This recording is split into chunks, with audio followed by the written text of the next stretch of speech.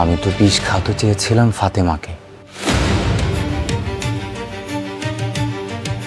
আসসালামু আলাইকুম বন্ধুরা, দুনিয়ার টাকার গোলাম নাটকের 14 নম্বর এপিসোড দেখার পর এখন নিশ্চয়ই ভাবছেন আগামী 15 নম্বর এপিসোডে কি হতে চলেছে।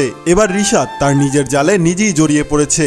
ফাতেমাকে বিষ খাওয়াতে গিয়ে ওই বিষ তার মা ভুলে খেয়ে ফেলে। তবে দুনিয়ার টাকার গোলাম নাটকের 15 নম্বর এপিসোডে এমন একটা জিনিস ঘটতে চলেছে যা দেখলে আপনি অবাক হয়ে যাবেন। তার আগে আপনি যদি ফাতেমা এবং গোলামকে ভালোবেসে থাকেন তাহলে অবশ্যই ভিডিওটিতে লাইক দিয়ে চ্যানেলটি সাবস্ক্রাইব করে দিবেন। বন্ধুরা, আমরা দুনিয়ার টাকার গোলাম নাটকের 14 নম্বর এপিসোডে দেখলাম গোলামের হালকা হালকা তার স্মৃতি মনে পড়ছে। তবে দুঃখের বিষয় হলো এই লকার নাম্বার 92 সন্ধান দাউদ খান জেনে গেল রিশাদের মাধ্যমে। রিশাদ চায় না ফাতিমা এবং গোলাম বেঁচে থাকুক, তাদের সম্পত্তি তো নিয়ে যাবেই এবং তাদেরকে শেষ করে দিবে।